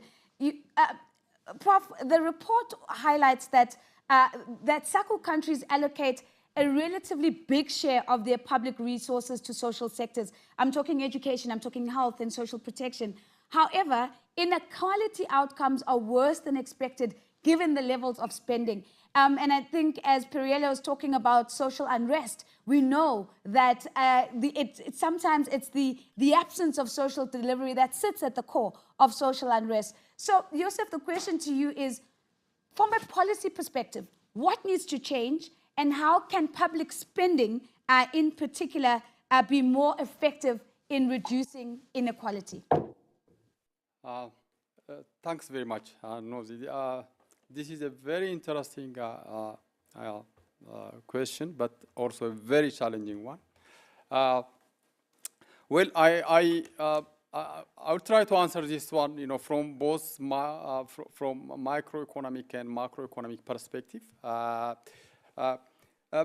First, a number of interesting solutions are provided in the report to improve the efficiency and effectiveness of the fiscal policy at a micro level, which I consider this one relatively easy, not easy, but because it's about improving efficiency.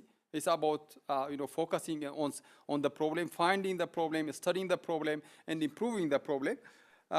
For instance, this includes enhancing the cost effectiveness of the public system, say through improving administrative duplication and inefficiency by using technology-assisted, more integrated system. We can also improve the progressivity of public spending by improving the inclusion era. For instance, moving from the categorical to means-tested, which we can target more effectively, more precisely the poor and the needy one. Another improvement can be made through what we call reallocation efficiency, both between sectors and within sectors. So for instance, when I say between sectors, for instance, we can move resources from a less effective sector to a more effective sector, for instance, to child health, to women's health. We can also improve resource allocation, resource efficiency, reallocation efficiency within a sector. For instance, in terms of primary and secondary education spending, for instance, we can move some of the resources from the wage bill to school materials, to improve the quality of the teachers, for instance, to teachers training. It is reported, for instance, in Eswatini, up to 85% of the budget in primary education, secondary education, goes to wage bills, which seems quite unbalanced. So now we have to think about quality. Okay, I would like to pause a little bit and ask, how does a given public spending affect inequality?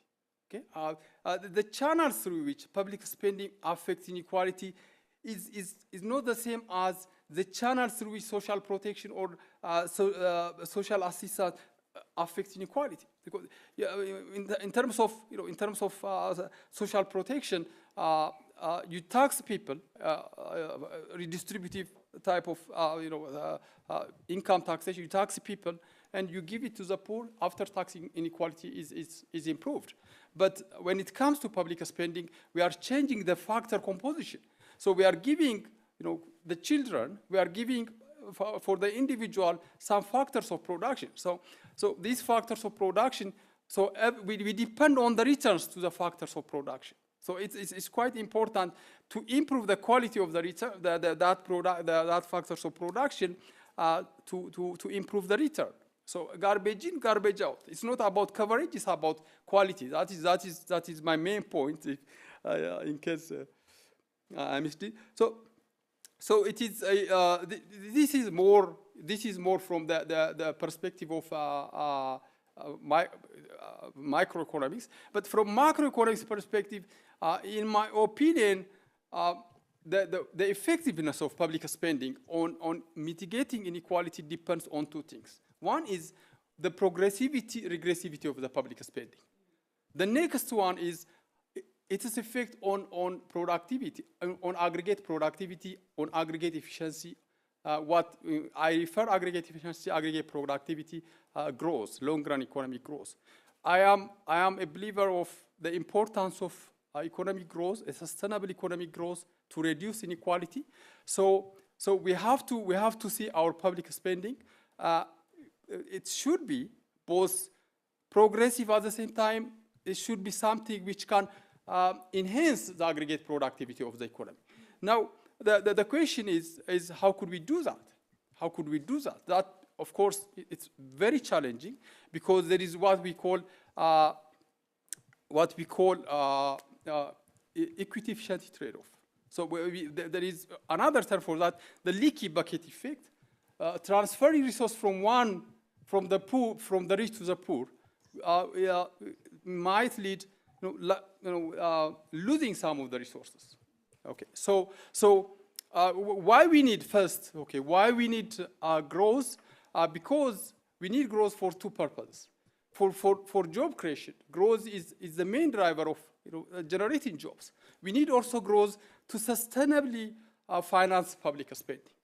So growth is very important to have a good. For instance, if you look at the growth rate for the SACU region, it is stagnated.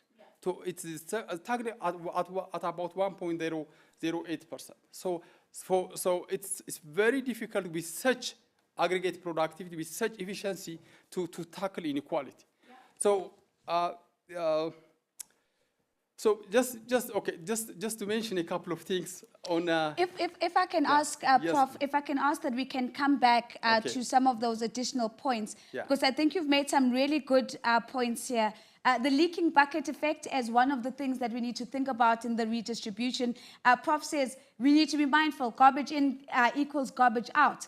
But also the call to action is, can we reimagine the policies that govern public spending and how we can increase the efficiency of that public spending? We're deep into the policy implications right now, and I've asked Prof to pause because I think there's a lot that needs to come. I've noticed now there's a lot of questions about Ukraine and the impact of SACU, the impact on inequality. I'm keen to get at least one question on this topic that's now literally trending in the chat. But before I do that, I want to go to one of the other policy takeaways, Murray, because one of those policy takeaways of the report is that to achieve more inequality reduction with the same resources, it would be important to improve the targeting of social grants, particularly in countries outside of South Africa.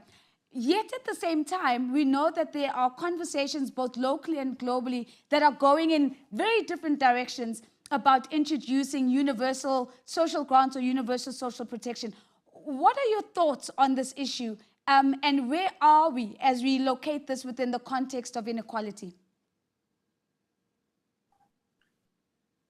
Well, the fact that there's this call for universal social grants,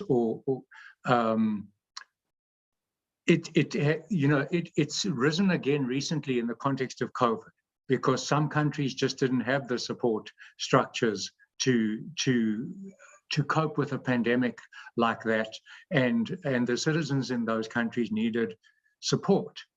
At the same time, there's a very long-standing tradition that's motivated for these universal grants as a societal response to inequality, actually. So, at the philosophical level, the motivation for such universal grants would be that that you are in a very unequal society, and many citizens from the sort of 60th percentile down, or 60% of your population, if you like, don't have the sort of platform income to function fully as citizens in the society. So that's the sort of broad motivation for these grants. That even in that broadest way, they're not untargeted. Most of them have a mechanism where, in that language, you claw back at some point. If you're above a certain tax threshold, you tax it back. So even in its universal variant, people recognize that we're not wanting to give platform support to citizens who don't need it. It's a waste of money. So there's a targeting issue there. As you said in your question, in countries like South Africa that do have quite an extensive social grant system, an old age pension, a child support grant, and many of the countries in the SACU region and across the continent have started introducing, especially the old age pension, over time, then it's harder to configure this discussion, because you've got, so in South Africa, you've got the children, you've got a grant for children, you've got a grant for the old aged, And then there's this discussion about a universal grant. And really in the South African context, the discussion is really about the unsustainability of our unequal society. It's a discussion that's clearly framed with concerns over the lack of sustainability of our society. But nonetheless, from a policy point of view, we have these other grants in place. And so the discussion has been about filling up then our social protection system in an interesting way. If you're covering children and you're covering the old age, then who's missing? It's the economically active.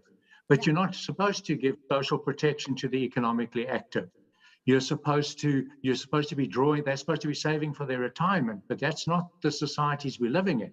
You've got structural unemployment, you've got very informal, vulnerable workers falling in and out of employment.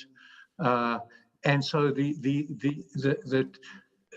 fact that this discussion is focused on the economically active is very interesting variant on it.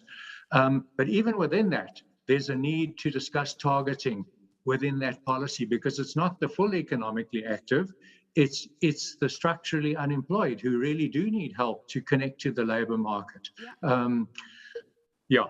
So a discussion of targeting is unavoidable in this context, but the fact that the focus has been on the productive citizens and how to make them productive is a very interesting variant of this discussion. Yeah, Marie, you're bringing us back to saying, let's also focus on the reality of the societies that we are dealing with, and be careful of not approaching in broad brushstrokes, as sometimes is the case. But I want to stay on this a little bit. Chico, I want to come to you. What are your thoughts on universal grants for inequality reduction? But as you respond to that, Chico, if you can also maybe comment on the Brazilian context, because we know that Brazil is often cited in literature as a really good example of a country that's been able to successfully reduce inequality in recent decades. Are there lessons that SACU can draw from Brazil, and especially on what it takes to accelerate inequality reduction, Chico? Thanks for that question, Ozzy. Let me start with the Brazilian case, then I want to come back to the universal versus targeted debate that Murray was also talking about, which I think is really important.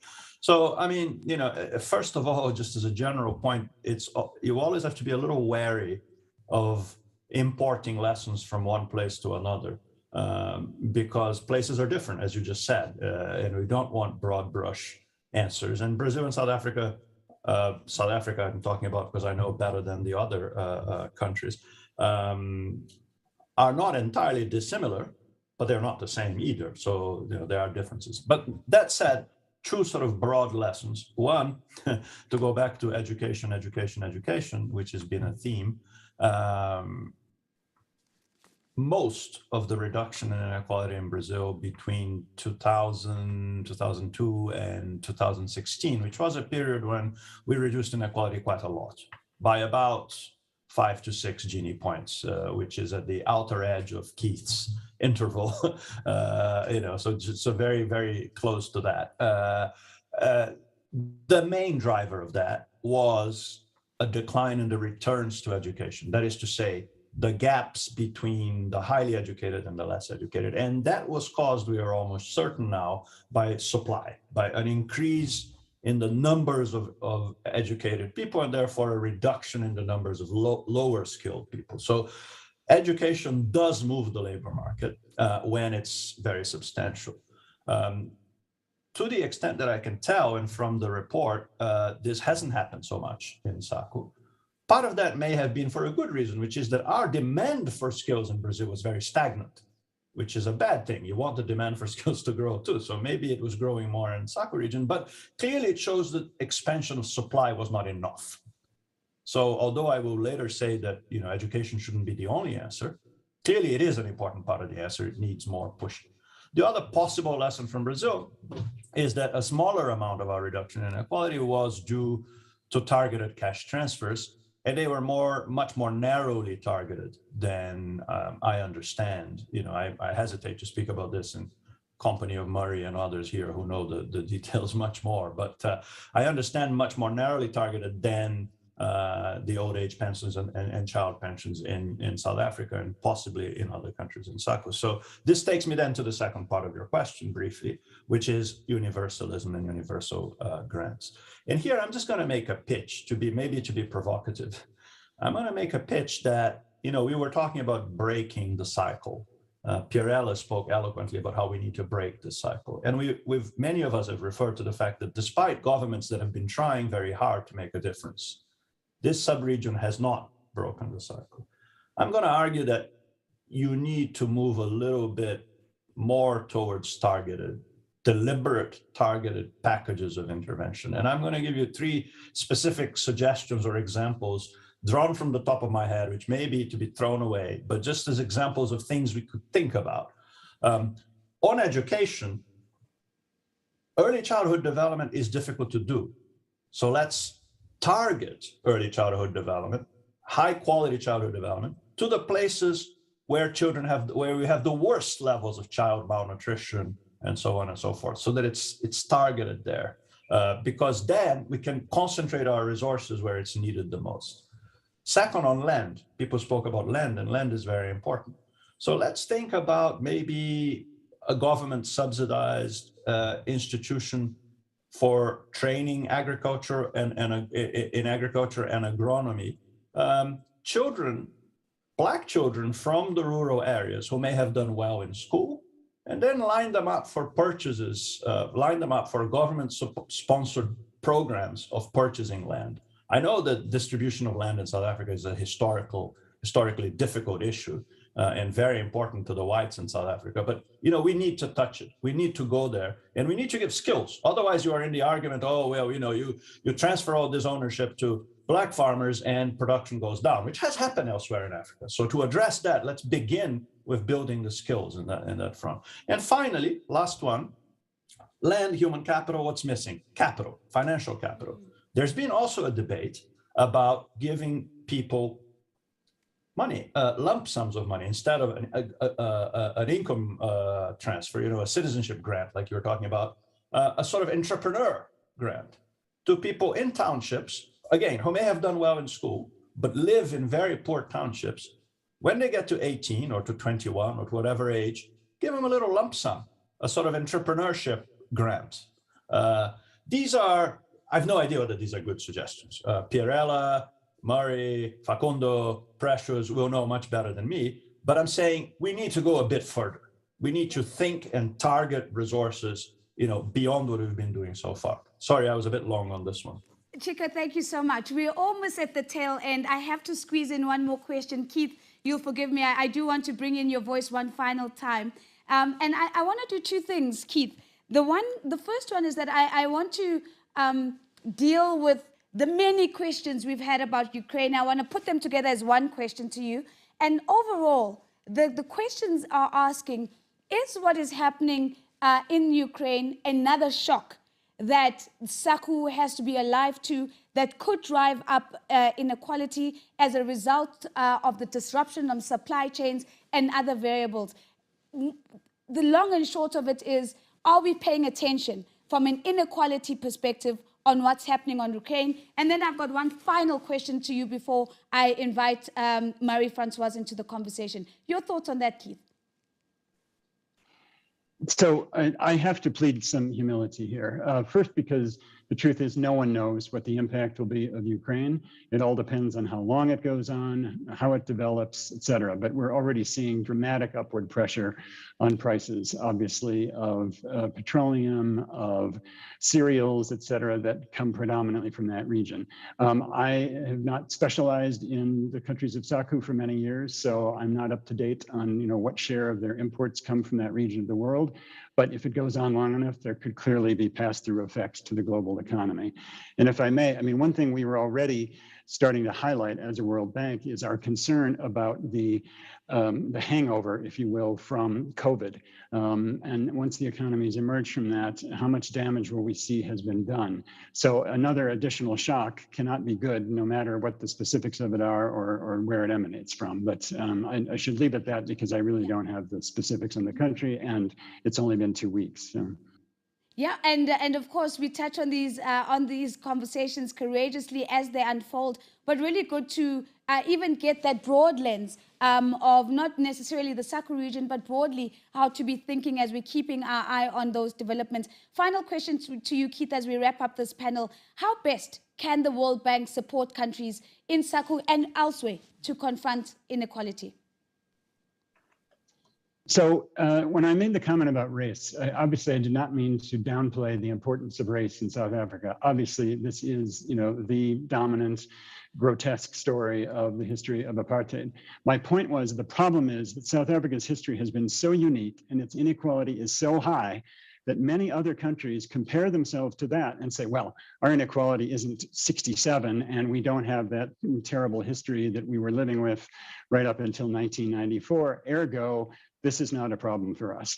So that is one thing I think the World Bank needs to work to continue to disabuse countries of. Another is a comment I heard from a very smart economist within the last few months, speaking about another country in Eastern and Southern Africa, and said, we were discussing sort of the development prospects, and this person said, is it premature to be thinking about inequality? I hope if there's one thing that everybody takes away from this wonderful discussion is that it is never premature to think about inequality. If anything, it is far, far too late in most countries. So I think what the World Bank can do is continue to elevate the attention to inequality on the agenda, to highlight it as an economic threat, not just a moral one, and to bring the strength of our economics behind this, as we've done in this report. If a group that is famous for promoting equality says something, it can sound like advocacy. If the World Bank starts to speak about this more in economic terms, it sounds like orthodoxy. And that will actually help, I think, to motivate countries to take action on this. We can elevate the issue in our measurement, and the kind of work that's happened in this report, the kind of work that Chico and the others here have been doing, can help begin to put some numbers, at least some gross metrics around this. We can start building into our country partnership frameworks, our strategies with how we support countries. And it's even become embedded in one way in our corporate goals. In the last few months, the bank has unveiled a new approach to how we view development, which is called GRID. It should be green, resilient, and inclusive development. That is, we still believe very much in promoting economic growth, but it has to come hand in hand with environmental goals, resilience, and social inclusion. So to me, the I in GRID is really about bringing down these levels of inequality. And that, above all, means trying to institutionalize inclusion, trying to build institutions that will actually redistribute opportunity, redistribute resources to the extent necessary, and help level that playing field for everybody, so circumstances of birth do not hold them back. And even if they're able to overcome those circumstances, then confront a whole other range of obstacles. So to end on a cheerier note, I work especially on Kenya, which some of you may know wrote a new constitution 15 years ago or less that has really completely reshaped how the country does its business. South Africa obviously has a newish constitution. So unlike Latin America, these countries are not laboring under 200 or 100-year-old institutions. And there's still a lot of room to adapt and to move and to change things for the benefit in the future. Because as we learned in Latin America, as one of my old colleagues said there, if you don't just keep pushing and keep this at the top of your attention, the jungle always grows back. If you don't keep pushing, the jungle always grows back. There have been some excellent sound bites coming out from this conversation. Allow me just to take a moment to thank all my panelists. You've been absolutely incredible, but also the World Bank team through Pirelli and Precious and Facundo, who've also leaned in as we've taken questions in from the audience. I must admit, we did not get to even half of the questions from the audience. They were just absolutely so robust and so engaging. And so I certainly hope that as we filter these questions through to the World Bank team, that there will be the input for further conversations and further discussion that is still to take place. So a big thank you to Yusuf, Professor Yusuf Getachew, who's joined me here in studio. Professor Mari Lebrand, thank you very much for your time. Professor Chico Ferreira, thank you for your time as well. And Mr. Keith Hansen, thank you very much for leaning into the conversation in the way that you have. What we're going to do now is we're going to transition to listen to Marie-Francoise Marinelli, who is the World Bank Country Director for South Africa, Botswana, Namibia, Lesotho, and Eswatini, as she shares some of her reflections and some of her insights on the conversation that we've just had. After that, we'll then be closing, but I will do that. So for now, allow me to say, Marie-Francoise, you've got the floor, and let's hear your reflections at this point. Thank you very much, Nosi, and you've been congratulating everybody. Let me start by congratulating you, because the way you have put all this important issue together is really a platform and food for thought for all the participants. I understand that there are more than 150 people connected, but in a number of policymakers and our team. So maybe let me start by the last point, the last question that you asked Keith, because being the country director for Southern Africa, this resonates a lot with me. Where do we go from there? It's not just a nice event. And I think that the point that Keith made to say inequality has to be considered as an economic threat, allowed to put, the debate at a policy level and remove, the emotions and, that can go with that. And we understand that. So let me actually say that and say it's a recommendation for all the participants. Let us take it this way and see how we come together and we reflect and see how to move forward. Now, a few points that really drew my attention in a very clear, distinct way.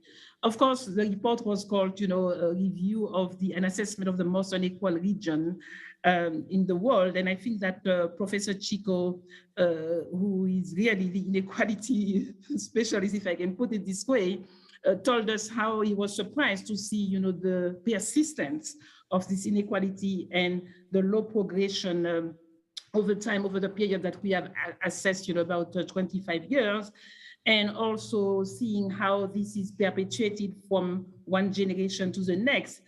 I think that we all agree with that, but I think that the point that was made is that a big part of that is due to inherited circumstances, the circumstances at birth and during youth. And I think that the report showing that in the case of South Africa, 50% of the inequality is due to that. And if we look at the region as a whole, is a quarter. That is quite significant. And I think that it will be for me how to reflect on that, on how we move the needle to make a difference in the next 25 years so that we don't, we will not be there, but those who will be there will be able to say there has been the change. But I think that what Professor Murray and Keith told us is that, and also, I think and also Chico, is that it's not just the SACO region. We looked at Africa, and I think that we had the example of Ghana, and I would give the example of Morocco, where I was serving just before coming here. We still have this condition. And also, Keith, you mentioned Latin America in other regions. So this is the second message that I'm taking, is that it's a very complex agenda, multidimensional, and we need to see how, therefore, we are coming and policymakers are coming together. And just to recognize that it's not that the region has been sleeping. They have actually done a lot. They have put a lot of resources on social spending, highest level in education, highest level even in redistribution in social protection. So how do we think as we move forward to get more value from money on that? The last point also that I took before I moved on my takeaway on the recommendations is that because we are in a region essentially of middle income countries, and again, what Keith told us is that you need, and the report also put it very nicely, is that inequality can perpetuate poverty and poverty perpetuates inequality. So how do you break this cycle? And we have a number of middle economic countries that have been able to indeed tackle this inequality and then move from middle income status to high income status. Although we were reminding by Professor Chico that not all countries are the same or not all regions are the same. Now, my takeaway, certainly as a country director for this region in my dialogue, my policy dialogue with the various countries. So the first one is how do you try to address, this challenge of inherited circumstances? So how do you level the playing field? Looking first at how you improve access to services, How do you access, to education? And I think that, Nosi, there was one participant who asked you whether you should focus on early child education or later. I guess that, it's not either or, but because we say that they are putting a lot of money, I would put on the table, how do we improve quality of education? And by the way, we have one participant that is online. Her name is Nonklankla Yende Zuma. I met her when I went to Durban in November. She is a director of statistics, so she's a female, did a PhD in statistics, and she is the head of statistics in the important research center of Caprisa. She explained to me that she's coming from a small village in rural KZN. And what made the difference? She was able to be influenced by, visionary, people. So it's about education, but how do we incentivize? And she is the first in her village that have moved to higher education, and she now presents a role model where she can influence so many young people. So let us not forget this dimension. Secondly, when I was in KZN, I met a principal of a school who told me that there was no internet in his school, there was no library. So when we are talking of allocating resources, it's really the quality of these resources to level up the playing field, because how do you expect these students, these learners, who are preparing, how can they compare with learners in Pretoria or even, so I would agree with this education, but the point that probably was not put enough is that how do you improve the quality of education? Second, lots of discussion in terms of the balance between pushing the growth to generate jobs, although Keith, you told us it's not sufficient, but it is important because sometimes we tend to forget about that, but at the same time improve the redistribution. Perhaps it is something that we all, with our policymakers, need to reflect on in terms of where do you put the resources. Again, I was in Eswatini last week, and we were discussing indeed an education program, and what came is that 70% of the orphans, a number of orphans that we have because of the HIV circumstances and vulnerable children, were not accessing the grant that was meant for vulnerable children. So now we are tackling that with the government to say, how do you ensure that you have a system that allows actually the right children to get it? And I think that this is the point that Chico, I understand you were alluded to in terms of how do you make this redistribution more efficient? I think that there is a room for maneuver there. There was, of course, a lot of debate on land and other productive assets. And there are a number, I saw that in South Africa, indeed, financial assets are essentially in a small portion of the population. But what we've been discussing with the authorities is actually a dimension in terms of the productivity of the use of these assets. How do we bring the digital? We now have this grant that is being paid through SASA. And Nosi, just like me, I'm sure that you see at the end of the month, all the people standing in front of the ATM. Why are they standing in front of the ATM and removing the entire money when actually they can use it as a card? We found out that it's not free. When they withdraw money, they have to pay. So this is a very quick win, reducing the cost of transaction to integrate them in the system. And really looking at the productivity, I think, of assets, same thing in the rural. I think that I like the point that you made, Chico. I'm definitely going to take it forward, this entrepreneur grant. This is something that we've been discussing, Nosi, with NT to say, because when you don't have an uncle that will be giving you the angel funding, if you have the brightest idea, how do you finance it?